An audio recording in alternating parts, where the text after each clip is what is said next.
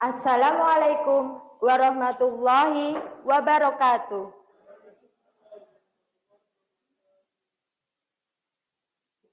Bapak Ibu yang terhormat, saya Siti Lestari, Security Rumah Sakit Ortopedi Profesor Dr. R. Suharso, Surakarta.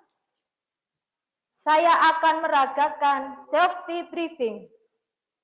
Saat ini, Bapak dan Ibu berada di ruang auditorium lantai 3 Rumah Sakit Ortopedi Profesor Dr. R. Suharso, Surakarta. Ruangan ini dilengkapi dengan 2 jalur evakuasi. Jalur yang pertama di sisi belakang Bapak dan Ibu dan jalur yang kedua di sisi kiri panggung. Apabila terjadi bencana seperti gempa bumi, kebakaran, dan bencana lainnya, dimohon tetap tenang, jangan panik. Lepaskan sepatu hak tinggi untuk menuju ke jalur evakuasi. Jangan gunakan lift, gunakan tangga darurat untuk menuju ke titik kumpul di depan Masjid Rumah Sakit Ortopedi Profesor Dr. R. Suharso, Surakarta. Semoga Allah melindungi kita semua. Terima kasih. Wassalamualaikum warahmatullahi wabarakatuh.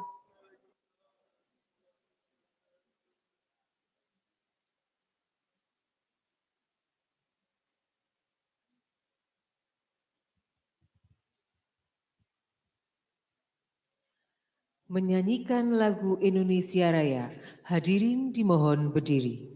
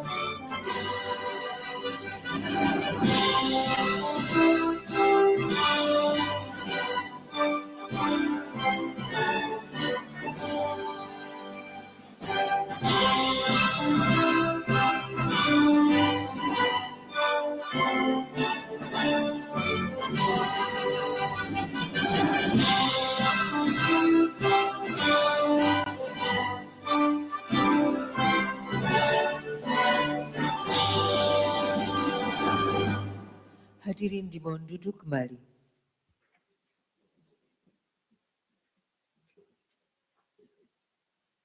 Yang terhormat Direktur Medik Keperawatan Rumah Sakit Ortopedi Profesor Dr. R. Suharso, Surakarta, yang kami hormati Dr. Rifa Irmawan, SPOT Konsultan sebagai narasumber pada webinar kali ini, dan Dr. Setiaji Hadinoto, Spesialis Ortopedi Traumatologi sebagai moderator. Juga yang berbahagia peserta webinar baik yang berada di auditorium lantai 3 dan dimanapun Anda berada. Assalamualaikum warahmatullahi wabarakatuh. Salam sejahtera bagi kita semua. Selamat siang dan selamat datang kembali di acara webinar Rumah Sakit Ortopedi Profesor Dr. R. Suharso, Surakarta, yang rutin diselenggarakan setiap hari Kamis pukul 13.30 sampai dengan pukul 14.30. Webinar kali ini akan mengambil tema mengenai spine problem on malignancy yang akan disampaikan oleh Dr. Rifa Irmawan, SPOT Konsultan. Dan untuk mengawali acara, marilah kita buka bersama-sama dengan berdoa menurut agama serta kepercayaan kita masing-masing. Berdoa dipersilakan.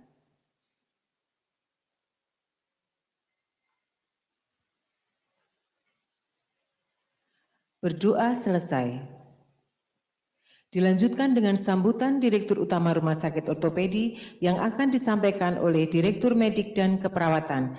Kepada Bapak Dr. Romanianto, SPOT Konsultan, dipersilakan.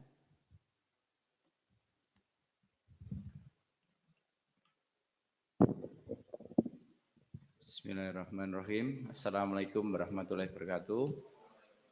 Salam sejahtera buat kita semua. Yang saya hormati narasumber Dr. Rifa Ermawan, SPOT Konsultan, dan moderator Dr. Setiaji, SPOT, dan para peserta webinar di Rumah Sakit Ortopedi maupun peserta yang eksternal yang dimanapun berada.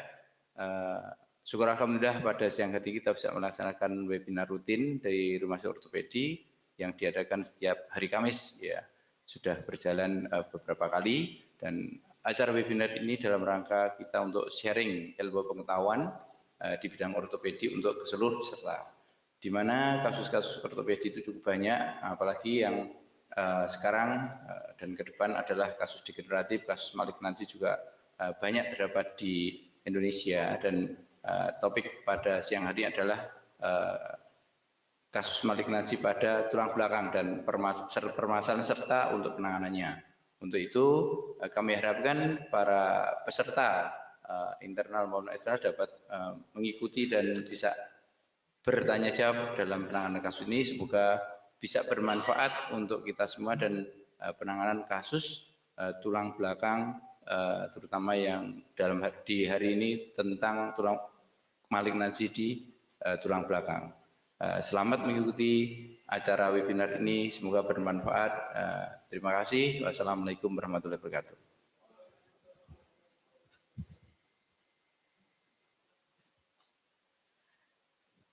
Untuk selanjutnya, inti acara pada webinar kali ini adalah penyampaian materi yang akan disampaikan oleh Dr. Rifa Ermawan, SPOT Konsultan, dan Dr. Setiaji Hadinoto, SPOT, sebagai moderator. Untuk waktu sepenuhnya kami serahkan kepada moderator.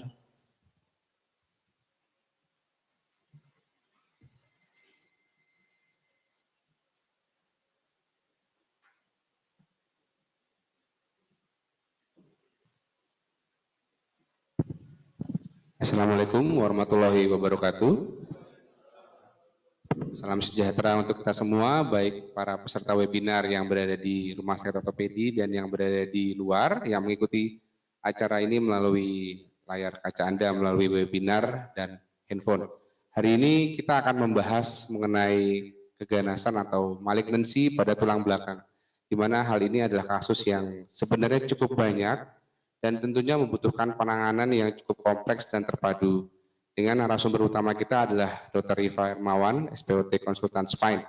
Beliau adalah seorang ahli ortopedi yang mengambil ilmu ortopedinya di rumah sakit di Universitas 11 Maret, kemudian mengambil subspecialty spine-nya di Kolegium RSCM FKUI. Kemudian untuk mempersingkat waktu kepada Dr. Rifa Ermawan, SPOT Konsultan, waktu dan tempat kami persilahkan.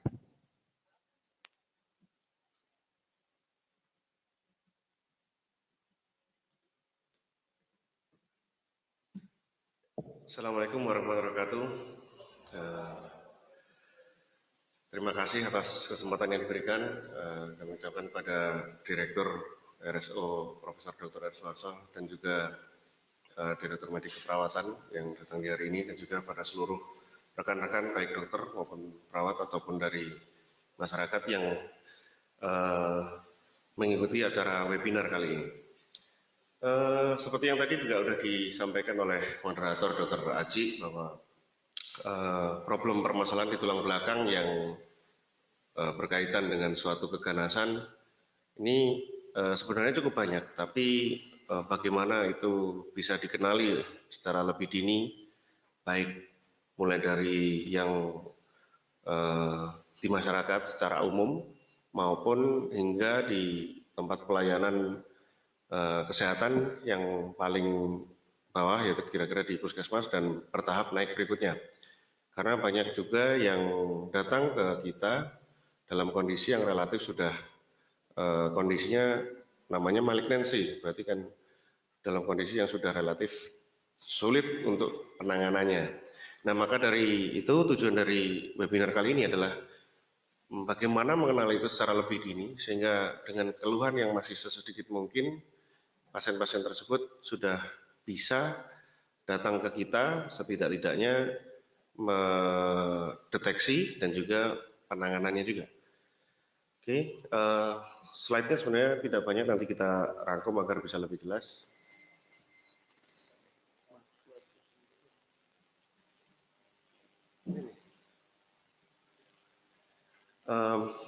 Secara umum tumor atau keganasan di tulang belakang itu kita bagi dua, yaitu ada yang primer, ada juga yang sekunder. Artinya yang primer adalah memang itu tumor itu atau keganasan itu berasal dari tulang itu sendiri.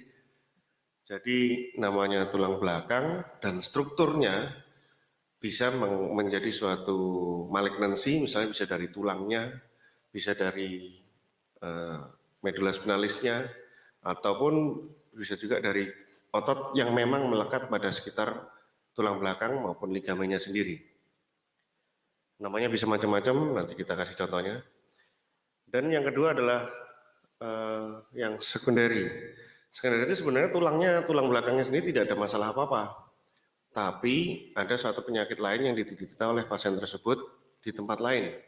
Misalnya dari kelenjar tiroidnya, atau dari paru-paru, atau dari kalau perempuan misalnya dari organ payudaranya. Kemudian turun ke bawah lagi, misalnya organ abdomennya, bisa dari usus, ataupun dari ginjal, ataupun turun ke bawah lagi dari buli-bulinya, ataupun prostatnya. Semua itu, bila mana di organ-organ lain itu ada gangguan keganasan, pada stadium tertentu maka bisa saja sel dari malignansi tersebut menyebar. Menyebarnya pun bisa macam-macam, yang kadang-kadang sulit untuk kita deteksi. Yang ada adalah prevalensinya. Misalnya kalau karsinoma dari breast cancer atau CA payudara, menyebarnya bisa ke liver, paru, atau tulang belakang di daerah torakalnya. Sehingga di setiap level tulang belakang bisa saja terkena penyebaran dari malignansi dari organ-organ tersebut nempel di tulang belakangnya. Padahal kalau sudah menyebar hingga ke organ lain atau ke tulang belakang, stadium dari keganasannya itu sendiri artinya pasti sudah meningkat.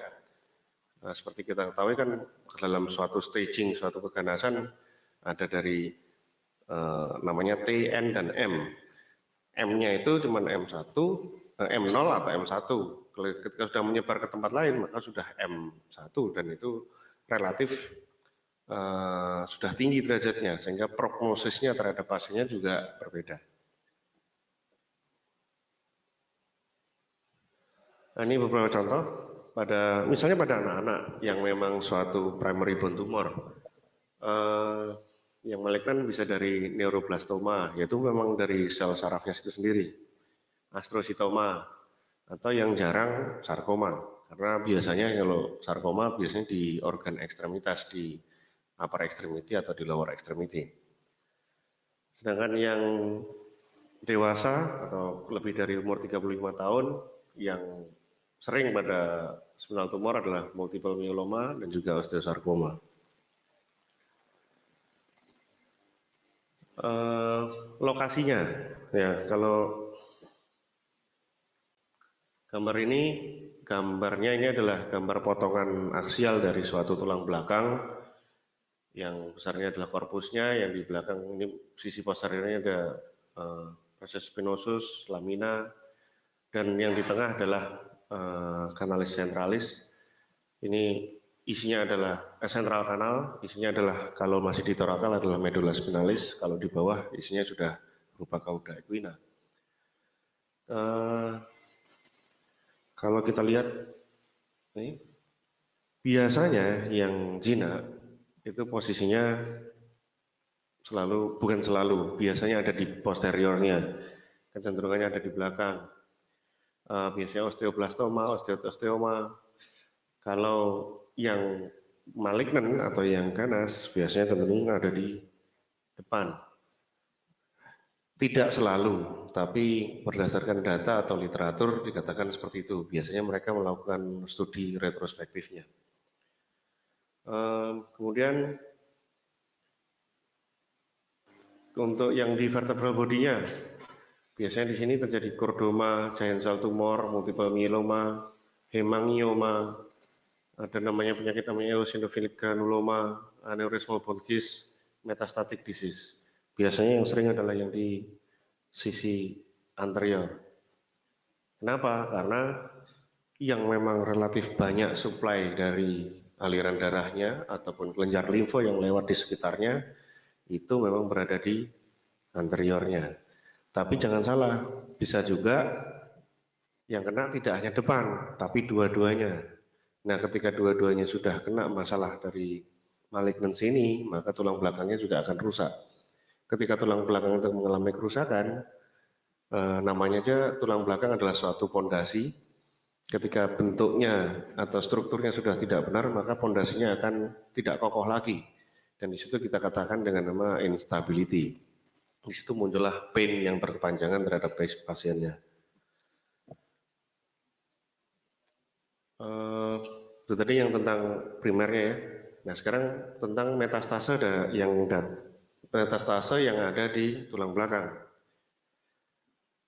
Lebih dari 70% yang meninggal karena kanker itu biasanya sudah mengalami suatu metastase pada tulang belakangnya. Biasanya kerusakannya karena tulang-tulangnya juga sudah ada yang litik, kemudian karena litik artinya tulangnya sudah mulai kosong, lama-lamaan juga bisa terjadi fraktur. Kalau sudah mengalami metastase pada tulang, biasanya pasien yang datang ke kita akan kesakitan. Dikasih obat mulai dari jenis yang paling bawah hingga sampai yang mungkin hingga jenis morfin, pasien masih tetap merasa kesakitan. Dan itu kadang-kadang membuat kita para dokter maupun para medis juga bukan bingung. Artinya kita perlu kesabaran lebih ketika menghadapi pasien seperti ini karena pasien akan selalu mengeluh nyeri dan nyeri. Sehingga tetap kita perlu bantuan atau kerjasama tim dari dokter, perawat, rehab medik, dan fisioterapis untuk edukasi terhadap pasien-pasien yang datang ke kita seperti ini. Kemudian dari tulangnya sendiri yang rusak itu, maka selain pain-nya karena kansernya, itu juga karena adanya disability-nya. Misalnya karena nyerinya pasien sendiri sudah tidak mau bergerak. Padahal kita semua menganjurkan, ayo segera bergerak, duduk atau ayo jalan. Pasien sudah merasa tidak mau, bahkan terkesan desperate. Kemudian apalagi kalau tulangnya sudah tidak stabil, maka bahkan untuk duduk aja tidak memungkinkan, sehingga pasien akan banyak tiduran di kasur. Secara epidemiologinya, kenapa tulang belakang ini relatif sering ada masalah dari metastase? Karena kalau kita lihat tulang belakang itu ya dari atas ke bawah, dari servikal hingga sampai ke sakrum. Kalau misalnya problemnya dari kanker tiroid, bisa saja metastasenya itu di daerah servikal maupun torakal. Kalau breast cancer, metastasenya yang paling sering di servikal bawah hingga ke torakal juga. Atau yang dari kanker kolorektal, kanker kolon atau kanker usus besar. Masalahnya biasanya muncul metastase pada daerah lumbal. Kalau kanker dari serviks atau dari kanker rahim, munculnya kalau nggak di lumbal atau bisa di sakrum. Jadi sepanjang tulang belakang mempunyai predileksi sendiri-sendiri untuk terjadinya metastase dari organ-organ lain di tulang belakang itu sendiri.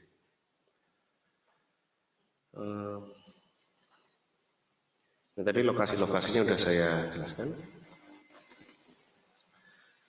Sedangkan kalau kita bicara tentang tumornya sendiri, bagaimana tumor itu tumbuh di dalam suatu tulang belakang, itu selalu kita bagi dua, intradura atau ekstradura.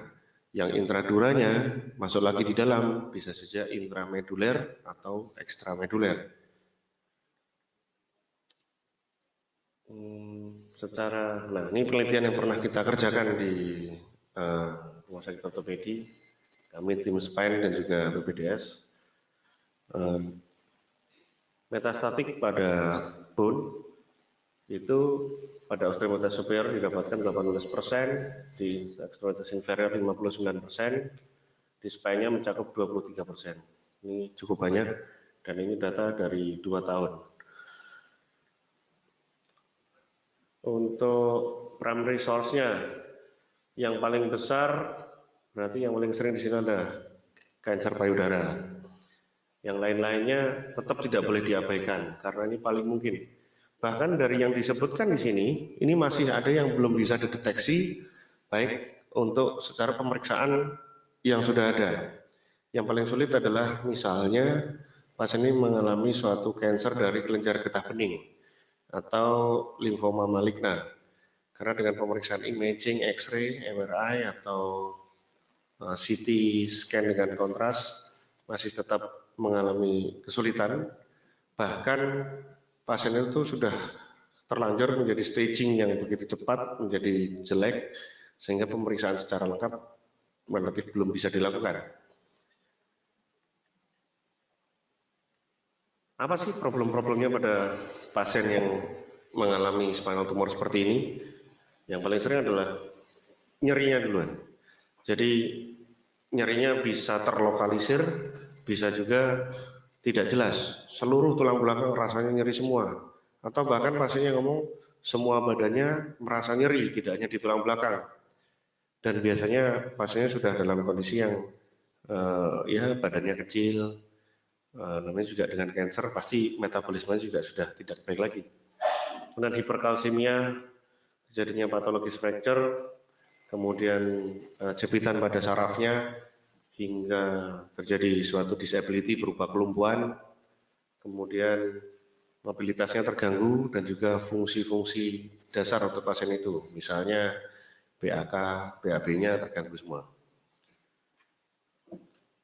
Kemudian bagaimana kita melangkah hingga pasien ini bisa kita diagnosis dan juga kita tata laksana.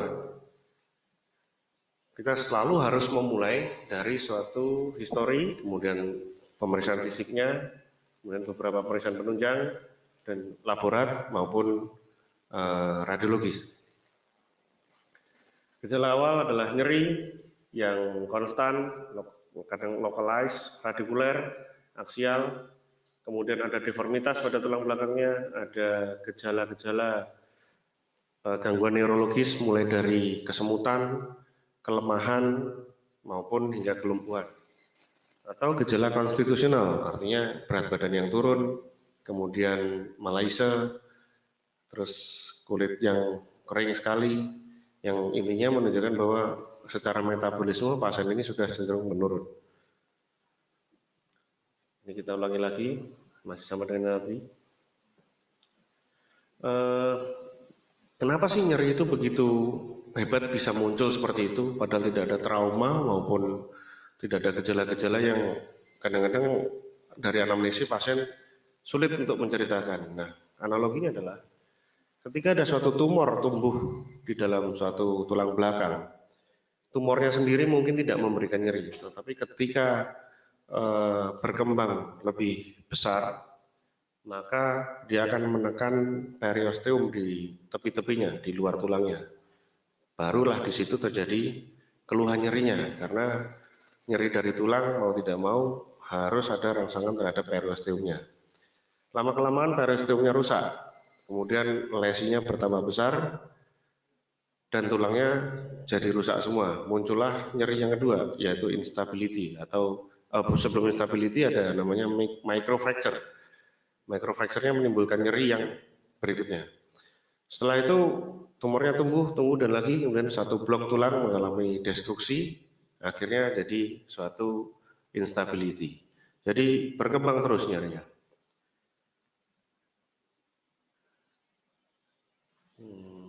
Kemudian kita perlu juga menanyakan apakah pasiennya ada gejala-gejala lain, onsetnya berapa lama, kemudian kemungkinan pasien terpapar dengan zat karsinogen, misalnya pada pekerja yang berada di lingkungan yang polusinya berat, kemudian histori dari family-nya, misalnya kakek, nenek, atau orang tuanya pernah dari riwayat cancer, atau kita selalu harus mereview semua sistem organ tubuh dari pasien itu. Jangan terlewat. Jadi misalnya, oh nyeri punggung, jangan cuma hanya nyeri punggungnya aja, tapi tetap harus kita tanya, apakah ada sakit lain yang pernah diderita oleh bapak atau ibu di luar masalah punggungnya. Ya misalnya ternyata kadang terlewat, ternyata dia bilang, oh ternyata saya, ini ibu-ibu bilang, oh, ternyata saya menstruasi saya sudah tidak lancar lagi karena memang ada gangguan di endometriumnya misalnya gitu. Kadang-kadang pasiennya sulit untuk menyampaikan itu kepada kita karena kita dianggap dokter tulang, ngapain pakai tanya-tanya ke urusan ginekologis gitu. Tapi itu perlu kita lakukan agar tidak terlewat. Karena begitu, oh cuma tulang belakang, di foto tulangnya nggak ada masalah. Oh ya udah cuma diobatin aja. Sehari 2 hari pasiennya merasa sudah nyaman, tidak balik lagi, padahal penyakitnya berkembang lagi, misalnya begitu.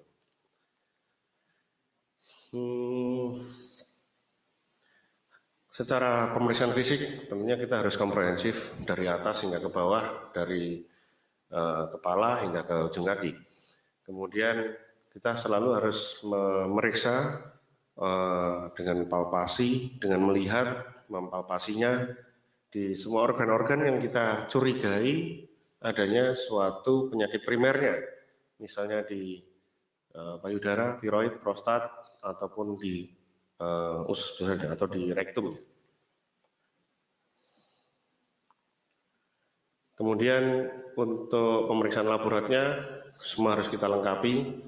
Tentunya tidak semua pemeriksaan itu kita langsung kasih, oh harus semuanya diperiksa. Bukan, tapi secara umum kita tahu, oh kalau pasien dengan kecurigaan kanker kita harus cek darah rutinnya. Kemudian kita cek laju darahnya. Kemudian apa yang kira-kira berkaitan dengan disease-nya. Tiroid ya kita lihat penanda dari tiroidnya. Kalau suatu penyakit-penyakit dari ginekologi, ya kita periksa yang sesuai di situ. Sehingga tidak berlebihan, tapi sesuai targetnya. Kemudian pemeriksaan penunjangnya, kalau di sini kurang lebih sudah cukup bagus dan banyak yang bisa kita tangani dari situ. Mulai dari X-ray, kemudian bone scan.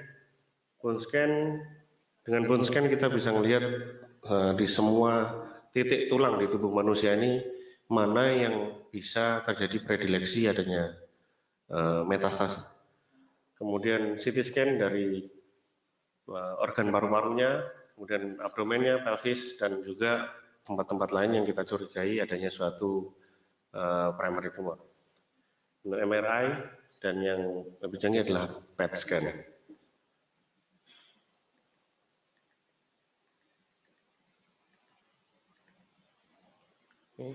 Jadi apabila kita secara algoritma yang mudah saja, yaitu apabila terjadi suatu nyeri pada tulang belakang, setelah kita lakukan pemeriksaan history taking dan juga pemeriksaan fisik, kita kerjakan pemeriksaan X-ray, kemudian lanjut seandainya ada dengan bone scan, kemudian kita lihat ada normal, multiple lesion atau solitary lesion. Bila normal mungkin kita harus curiga kita harus pemeriksaan dengan MRI. Karena MRI bisa melihat struktur tulang dan juga soft tissue-nya, baik dari nerve-nya, sarafnya, bantalan sendinya maupun ligamen dan juga ototnya. Kemudian apabila ada suatu solitary lesion, kita harus melakukan screening lagi. Ini suatu metastase atau bukan. Kita mencari primary tumornya, kemudian kalau bisa kita lakukan suatu biopsi menunjukkan hasilnya apa, metastase atau primary tumor.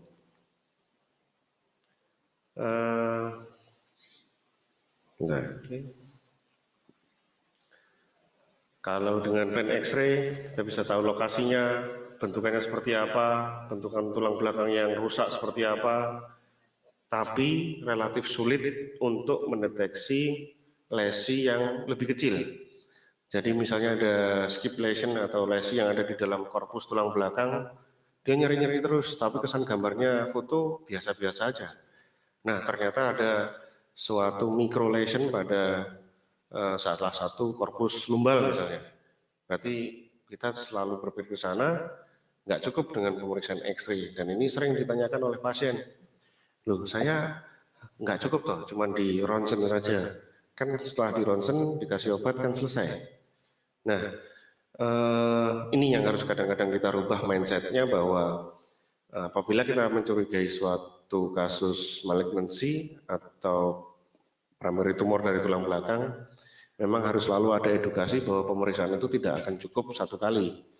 Bahkan perlu evaluasi, misalnya oke, kita X-ray saja, kemudian kita berikan suatu regimen pengobatan. Nah, setelah 2 minggu atau 1 bulan seharusnya tetap harus ada periode kontrol. Apabila nyeri berlanjut, tentunya kita harus masuk pada pemeriksaan yang lebih canggih lagi. Ini bone scan, sesuai gambarannya, bone scan sendiri akan melihat tulang di seluruh tubuh manusia dan di situ akan kelihatan di titik mana yang kira-kira dia uptake dari isotopnya akan kelihatan. Dan ini pemeriksaan bone scan relatif mudah karena pasien tidak ada prosedur invasif sebenarnya. Cuman biayanya memang perlu dipertimbangkan. Ini CT scan, spesifitasnya bagus, sensitif untuk problem-problem yang ada pada tulang. Secara gambaran tulangnya lebih detail, apalagi kalau sudah ada kerusakan dari korteks tulang belakangnya. MRI yang paling sering kita kerjakan di rumah sakit ini, dari situ kita bisa lihat tulang, diskus, medula spinalisnya, cairan liquornya, cabang akar sarafnya, kemudian otot di sekitarnya, bahkan tumor yang ada di otot di sekitar tulang belakang terdeteksi semua. Ini PET scan. Nah, kemudian biopsi, biasanya kita juga bekerja sama dengan tim dari divisi muskuloskeletal onkologi. Ada FNAB, needle biopsi, core biopsi, incisional biopsi, dan juga excisional biopsi. Kemudian bagaimana tata laksananya? Ada yang non surgery dan ada yang metode bedah, ada yang non pembedahan.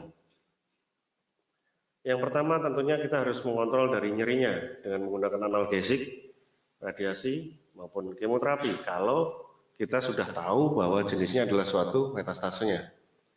Kemudian menghambat dari proses osteolisisnya. Jadi kerusakan-kerusakan tulangnya sebaiknya kita reduksi atau kita kurangi.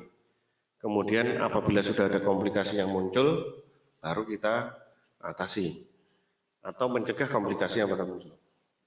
Ini adalah dari WHO Step Pain Management Ladder-nya, mulai dari yang non-opioid, weak opioid maupun opioid. Kemudian treatmentnya yang untuk mencegah proses osteolisisnya berlebihan dengan menggunakan regimen-regimen dari bifosfonat, analgesik, physical therapy and bracing yang biasa dibantu oleh tim kita dari rehab medik, Dr. Retno dan timnya. Kemudian tindakan operasi dengan minimal invasif, vertebroplasti, kemoplasti, radiofrekuensi, radiation terapi, maupun nantinya kalau perlu dilakukan surgical stabilization. Yang life ekspektansinya memang bisa diperkirakan panjang. Tapi bukan semua kasus malignansi kita operasi semua, karena bagaimanapun itu adalah kondisi umum pasien yang tetap kita pertimbangkan. Kemudian ini pain control, ini adalah cara kerja dari bifosfonat mencegah mencegah osteoklas untuk bekerja berlebihan. Salah satu jenis-jenis pengobatan menggunakan bifosfonat mulai dari generasi 1, 2, 3, yang sering di sini adalah yang generasi 3. Kalau pasien dengan neurological deficit datang ke klinik kita ataupun ke IGD, yang selalu harus kita pertimbangkan adalah ini akut atau sudah kronik. Bagaimana kita menentukan akut? Ya, kita tanya ke pasiennya. Oh, ini lumpuh sudah berapa lama? Oh, sudah 6 bulan yang lalu. Berarti ini bukan sesuatu yang akut. Kenapa? Dalam masa waktu 6 bulan itu sebenarnya sudah ada fase adaptasi atau regulasi dari tubuhnya itu sendiri. Dalam waktu 6 bulan itu beraktivitas dengan kondisinya dia yang paraplegi itu atau yang lumpuh itu. Bukan berarti kita mengabaikan, tapi karena dia sudah lama seperti itu, maka sebaiknya kita langsung cari primernya di mana. Karena kalau kita hanya ngurusi masalah kelumpuhannya, tapi tidak tahu atau tidak menangani masalah primernya, pasti juga tidak akan terselesaikan masalah metastatik kondisi sini. Tapi bila mana pasien itu mengalami suatu kasus yang akut, misalnya datang ke IGD, kapan mulai lumpuhnya? Oh, 2 hari yang lalu atau maksimal 1 minggu yang lalu. Loh, kenapa kejadiannya? Habis berdiri tiba-tiba waktu mau duduk kakinya kesemutan terus malamnya dia lumpuh. Berarti ini sesuatu yang akut. Maka opsinya adalah kita harus lakukan dekompresi dulu. Maksudnya pemeriksaan basic yang ada yang secara cepat, misalnya MRI dengan cara urgent. Nah, kemudian kita kerjakan dekompresi, stabilisasi sambil kita lihat jaringannya. Kita periksa jaringannya, oh ini apa? Kemudian baru di treatment primernya. Prognosis dari MBD Spine ada 2 scoring system, yaitu Tokuhashi dan Tomita score. Ada survival rate-nya, kalau skornya 0-8 kurang dari 6 bulan. Tapi kalau dia angkanya besar, 12-15, ini lebih dari 1 tahun. Ini berdasarkan data, artinya kita tidak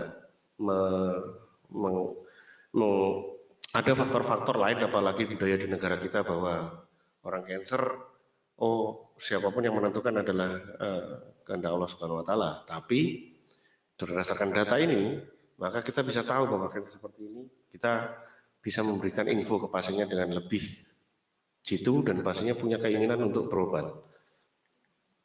Ini Tomita skornya, prognostiknya seperti ini, dan apabila total skornya adalah ini, maka kita bisa menentukan operasinya seperti apa. Mau end block surgery, mau dilakukan debulking, mau dilakukan hanya paliatif saja, atau kita tidak bisa melakukan apa-apa lagi.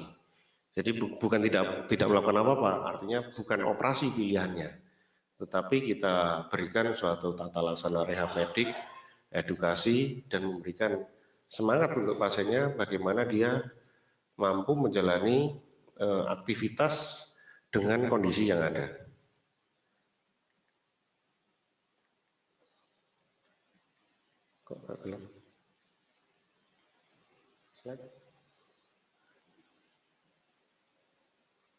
Oke, terima kasih. Mudah-mudahan presentasi ini bisa memberikan manfaat yang luas buat masyarakat umum maupun rekan-rekan medis maupun para medis yang bekerja di daerah maupun di sini.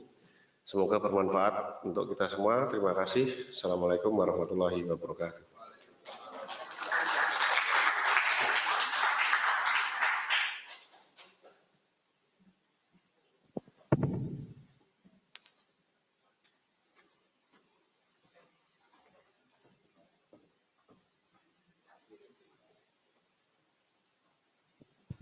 Terima kasih atas materinya Dr. Rifa.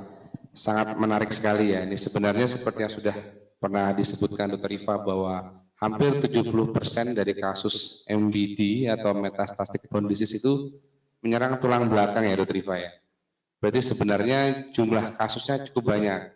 Nah, kalau dari pengalaman Dr. Rifa biasanya kasusnya itu seperti apa dok? Jumlahnya seperti apa? Banyak atau tidak? Banyaknya kasus dari mana sumbernya dok? Terima kasih, Dr. Haji. Jadi kalau ditanyakan jumlah, maka kita dari rekapitulasi pasien yang datang di poliklinik kita, memang di divisi tulang belakang itu kan kita bagi-bagi divisinya.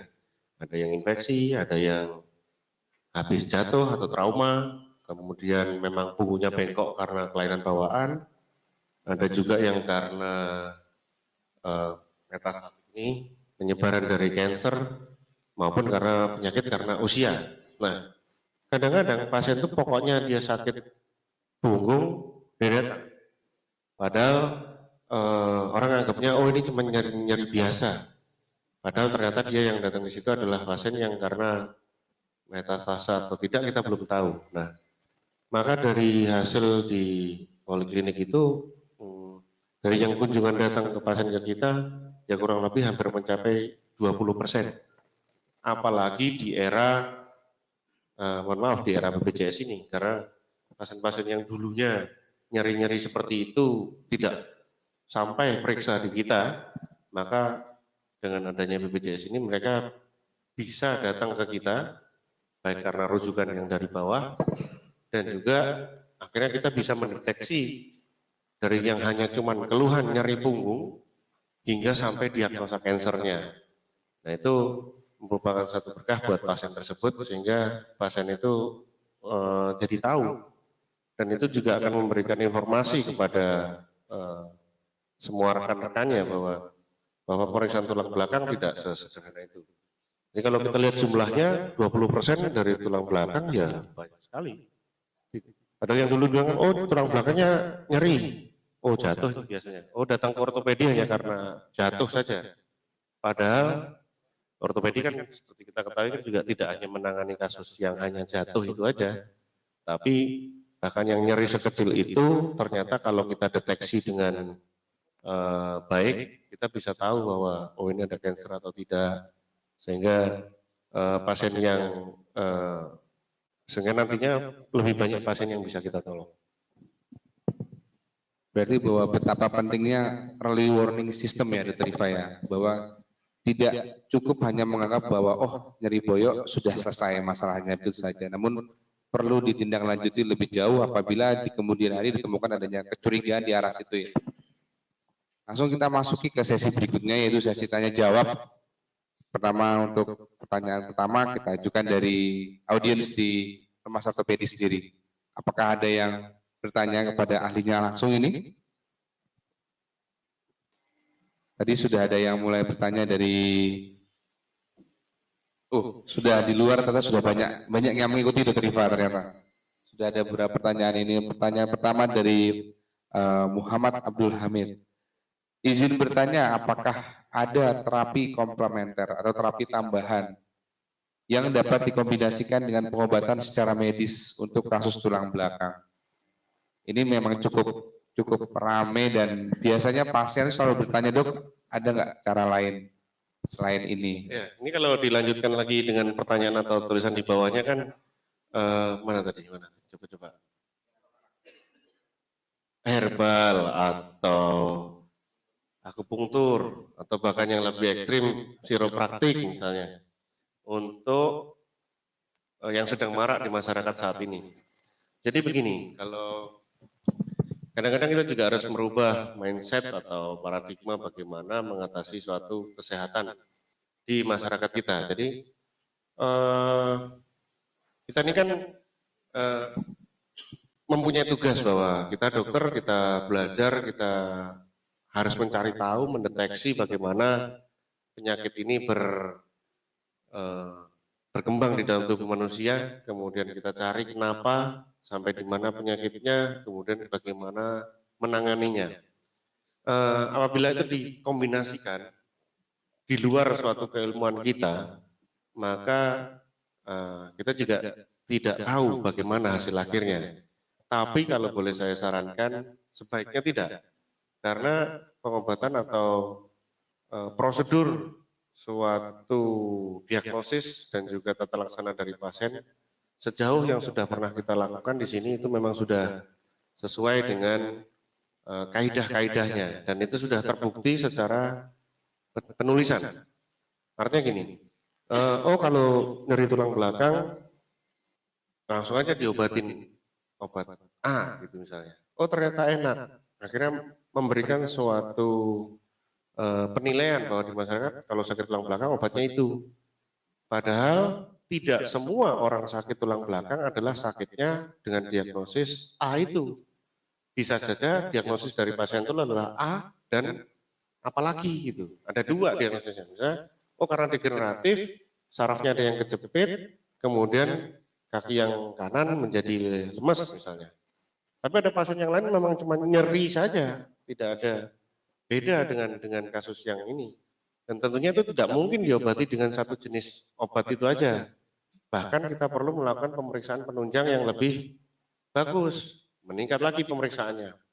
Nah itu di masyarakat dikatakan bahwa kadang-kadang kok pemeriksaannya rumit amat, kok pemeriksaannya banyak, kenapa sih kok nggak langsung diobati aja? Ya karena memang prosedurnya harus seperti itu.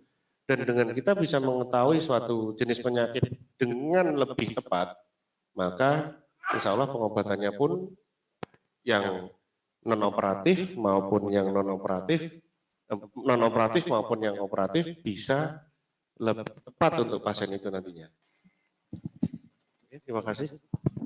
Semoga bisa menjawab pertanyaan yang di luar, Dok ya. Pertanyaan berikutnya ada lagi dari luar lagi, Dok. Selamat siang, saya ingin bertanya apakah ada syarat untuk general practitioner atau umum itu, Dok, dalam melayani pasien dengan kecurigaannya adanya spine metastasis yang datang ke praktek kami. Jadi mungkin ini primary healthcare ya, Dok ya. Gimana saran Dr. Rifa untuk primary healthcare yang mungkin akan berhadapan dengan banyak pasien ke depannya? Memang apalagi dalam era BPJS sekarang ya. Jadi ada vaskesnya dari vaskes 1, 2, 3 sehingga memang untuk pelayanan spine memang tidak mungkin secara holistik di general practitioner kan. Bukan karena ketidakmampuan, bukan, tapi karena memang fasilitasnya pun juga relatif belum sampai ke sana. Nah, tapi seorang dokter tetap harus meningkatkan keilmuannya agar bagaimana cara dia mentata laksana suatu pasien itu tetap lebih baik. Misalnya, pasien datang dengan nyeri punggung bawah, maka seorang dokter umum ini harus tahu bahwa paling tidak apa saja kemungkinan-kemungkinan yang ada atau apa saja kemungkinan diagnosa untuk pasien tersebut, yang dalam bahasa kita adalah differential diagnosisnya. Dan itu kemudian dijelaskan ke pasiennya bahwa oh Bapak Ibu ini kemungkinannya di tulang belakangnya ada proses penuaan dini pada tulang belakangnya, sehingga mungkin bukan hanya nyeri saja, bisa saja ada kemungkinan sarafnya akan terjepit, atau kalau dibiarkan lama-lama tulangnya menjadi tidak stabil, goyang, dan itu nyerinya akan berkepanjangan. Dengan adanya suatu edukasi seperti itu aja, maka akan membuat pasien akan lebih mawas diri terhadap kesehatannya, sehingga akan bertanya lagi, datang ke dokter itu atau harus melakukan rujukan ke level yang lebih tinggi, misalnya ke dokter spesialis ortopedi gitu. Untuk apa? Bukan hanya untuk ronsennya, tapi setidaknya supaya tahu dia sudah sampai sejauh mana diagnosa penyakitnya ini. Apakah hanya penyakit penuaan saja, ataukah ternyata ada penyakit metastase ini, misalnya umurnya sudah 55, nanti ternyata saya ada kanker paru yang nempel di situ karena tetangga-tetangganya juga begitu. Jadi perlunya seorang dokter mempunyai pengetahuan yang cukup untuk problem spine, terutama spine dengan metastase, akan memberikan wawasan yang lebih tepat terhadap pasien, sehingga dia bisa memberikan keputusan saya harus bagaimana nantinya. Terima kasih. Nah, berarti betapa pentingnya seorang dokter umum untuk early warning system ya, Dok ya. Jadi bisa langsung mengetahui kecurigaan ke arah mana dan langsung bisa merefer ke orang yang tepat ya, Dok ya. Oke. Untuk berikutnya apakah ada pertanyaan dari audiens di auditorium? Kalau sementara belum ada, masih kita lanjutkan pertanyaan berikutnya. Ini ada pertanyaan yang cukup panjang sekali ini. Mohon izin bertanya. Saya ingin bertanya pada kasus MBD spine dengan prognosis buruk, Promita lebih dari 8 dan Tokuhashi kurang dari 8. di mana life expectancy di bawah 6 bulan dan direkomendasikan untuk paliatif. Namun pada pasien tersebut didapatkan akut defisit neurologis atau instability. Bagaimana menurut pengalaman Dr. Rifa? Ya, terima kasih. Ini pertanyaannya bagus sekali, terutama Pilihannya untuk operatif atau tidak dengan gangguan seperti ini. ya, ini kan terutama untuk klinisi. Jadi setelah kita lakukan scoring sistem seperti itu dengan katakanlah dengan prognosis yang buruk, tetapi ada gangguan defisit neurologis, maka balik lagi kita harus mereview ulang pasien ini mulai dari kondisi umumnya, general statusnya, bagaimana kondisinya. Oke, katakanlah memang scoring itu adalah suatu tabulasi yang kita buat. Tetapi pada penilaian ulang pasiennya gimana? Oh, tampak dia baik. Kemudian turun lagi, selain kita tidak hanya melihat general statusnya, pada saat mau melakukan tindakan operasi misalnya untuk mengatasi neurologic defisitnya, itu kita harus lihat fungsi paru, jantung, dan juga organ-organ penting lainnya yaitu otak dan juga mungkin misalnya ginjal untuk fungsi ekskresinya. Kalau ternyata memang masih memungkinkan, tetapi scoringnya adalah skor di 50-50, maka masih ada tempat untuk kita melakukan. Tapi kalau memang prognosis itu mengatakan buruk, maka secara empiris, maka tindakan operasi yang dilakukan biasanya tidak akan memberikan hasil yang lebih baik. Misalnya, baik secara untuk mengatasi defisit neurologisnya, maupun resiko terjadinya death on table ataupun length of hospitalnya juga akan makin buruk untuk pasiennya. Kenapa? Target kita misalnya untuk operasi adalah untuk stabilisasi dan juga dekompresi. Operasi sudah bisa dilakukan, tapi pasien tidak bisa bangun. Nah, buat apa kita melakukan operasi? Atau kalau pasiennya itu targetnya adalah untuk bisa duduk. Pasiennya bisa duduk, tapi nafasnya nggak karu-karuan. Ya percuma. Maka kita sebagai dokter tetap harus punya kemampuan memilih mana yang terbaik untuk pasien. Kalau buat saya adalah yang terpenting adalah pasien ini bisa, apalagi dengan suatu malignancy, adalah memperpanjang masa survival rate-nya. Yang semula kita cuma setahun, ya kita berusaha bagaimananya dia bisa sampai 3 tahun. Dengan melihat suatu kondisi umumnya dan juga nilai dari suatu tabulasi tabel tabulasi tomita itu. Jadi pertanyaannya sangat klinis sekali dok ya. Kalau yang bisa saya tangkap adalah berarti pentingnya clinical judgment untuk melihat target yang mau kita capai itu apa. Apakah kira-kira bisa membawa perbaikan dari quality of life pasien atau tidak dengan tindakan kita. Begitu dok ya kurang lebih ya. Dan satu lagi, tidak boleh hanya sekedar memutuskan langsung dari tomitotoguasi. Kita tetap perlu balik lagi ke review organ sistem sebelum benar-benar memutuskan, oke, ini akan saya putuskan operasi atau tidak. Jadi tabelnya oke, mengatakan buruk, balik lagi periksa pasiennya, ulangi lagi, supaya kita benar-benar bisa memastikan ke pasiennya ini apa yang kira-kira terbaik untuk pasiennya. Apakah masih ada lagi? Ada lagi dok? Kayaknya yang di luar ini yang mengikuti banyak sekali dokter Rifa ini, luar biasa. Pertanyaan berikutnya, apakah ada perbedaan dok tipe nyeri pada kasus tumor belakang jinak versus ganas? Mungkin maksudnya yang primary ya, mungkin primary bone tumor pada spine dan MBD, mungkin begitu mungkin. Tumor tulang belakang jinak versus ganas. Oh, ya. Apakah ada nyerinya berbeda dok? Tipe nyeri. Jadi kalau tipe nyerinya secara umum biasanya kalau masih pada fase awal semua akan sama, cuma nyeri saja. Nyerinya biasanya tidak berhubungan dengan gerakan, pokoknya nggak enak di satu titik. Kalau pada fase awal memang sulit sekali membedakan. Nah, kemudian lokasi. Nah, tadi kan kita bilang kalau lokasinya itu biasanya yang malignancy ada di anterior, kalau yang yang jinak ada di posterior.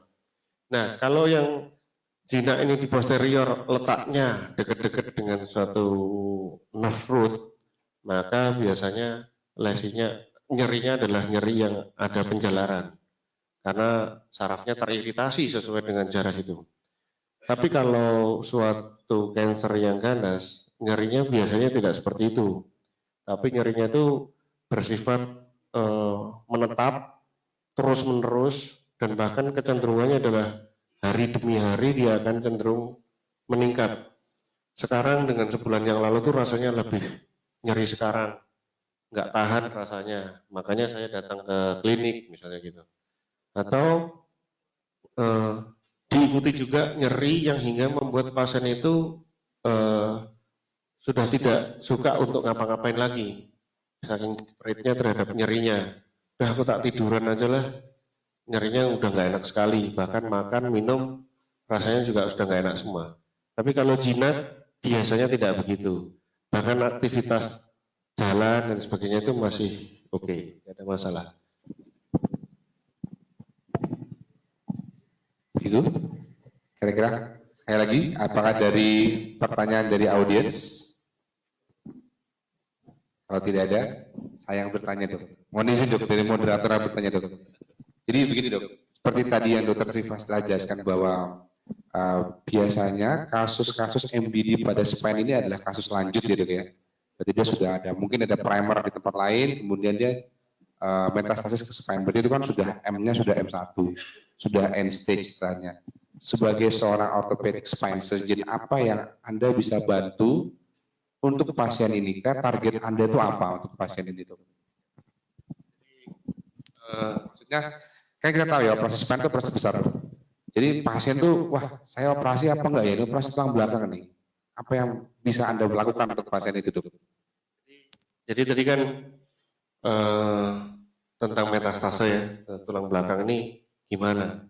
Nomor satu, kalau memang pasien-pasien itu memang punya riwayat tentang suatu kanker, misalnya 10 tahun yang lalu pernah dioperasi seamame, kemudian merasa pengobatannya itu sudah selesai semua. Nah, hal yang harus selalu diberikan edukasi pada pasien-pasien itu adalah tetap perlu namanya suatu screening berkala.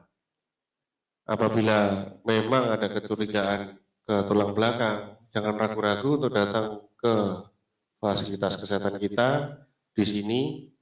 Paling tidak kita bisa melakukan suatu screening, baik secara pemeriksaan fisik maupun pemeriksaan radiologis maupun MRI, kira-kira ada penyebaran tidak ke tulang belakang atau ke tulang-tulang lainnya. Itu untuk pasien yang memang sudah ada riwayat terhadap kankernya. Kemudian pada pasien-pasien yang belum tahu bahwa dia ada suatu kanker atau tidak, tapi ada keluhan nyeri tulang belakang, maka yang harus selalu dipertimbangkan adalah satu, usianya, kemudian faktor-faktor lain, misalnya riwayat batuk yang lama, kemudian berat badannya kok turun, kemudian nyerinya yang cenderung meningkat terus, maka tidak lain edukasinya adalah datang ke kita supaya kita bisa melakukan screening, ini ada problem malignancy atau tidak, metastase atau tidak pada tulang belakangnya. Kemudian tentang tadi, oh ini operasi tulang belakang. Edukasi yang bisa kita berikan adalah tidak semua pasien walaupun itu dengan malignancy akan kita lakukan operasi. Semua tergantung dari diagnosanya ataupun stagingnya. Ada instability atau tidak. Sehingga bahkan ada pasien yang memang sudah ada metastase ke tulang belakang, misalnya dari suatu kanker paru, tapi problemnya itu hanya pada satu tulang belakang dan tidak menimbulkan destruksi tulang belakang dan relatif masih stabil, kemudian sarafnya juga masih aman semua, ya kita tidak melakukan operasi, tapi kita melakukan proteksi, yaitu dengan misalnya bracing, korset, maupun dengan pemberian tambahan obat-obatan. Salah satunya tadi yang di slide adalah pemberian obat-obat jenis bifosfonat untuk mencegah terjadinya proses osteoklas atau proses pengeroposan tulang yang berkelanjutan akibat dari metastasenya itu. Dan tetap primer tumornya atau penyebab utamanya harus diatasi. Misalnya dari kanker paru, ya tentunya kalau kita sebagai ortoped kita tidak melakukan tata laksana untuk kanker paru, kita butuh bantuan dari teman-teman sejawat dokter spesialis yang bersangkutan. Gitu. Terima kasih Dr. Rifa atas pertanyaannya. Bagaimana panitia? Karena waktu juga yang sudah mepet Dr. Rifa. Jadi terima kasih untuk Dr. Rifa. Terima kasih juga. Mungkin untuk resumenya bisa saya sebutkan bahwa kasus MBD itu tulang belakang ini merupakan cukup sering karena mengangkut sekitar 70% dari kasus MBD, di mana ini sangat mengganggu kualitas hidup dari pasien.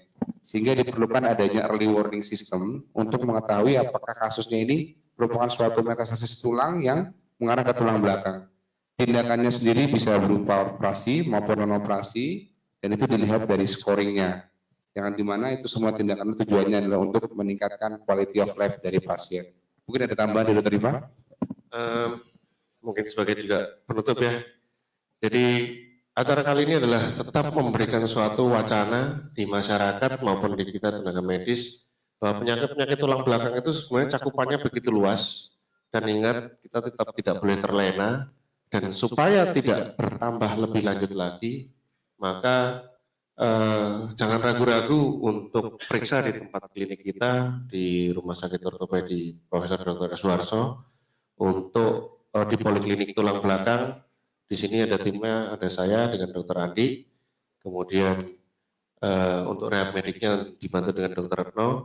Kita akan berusaha supaya mendeteksi dari kelainan tulang belakang itu sampai sejauh mana, dan kemudian juga treatment atau tata laksana. Ya, terima kasih. Terima kasih Dr. Rifa. Nah, dan mungkin begitu saja penutup dari kami. Semoga hal yang dibawakan oleh Dr. Rifa ini bisa bermanfaat bagi kita semua dan menjadi amal ibadah jariah untuk Dr. Rifa.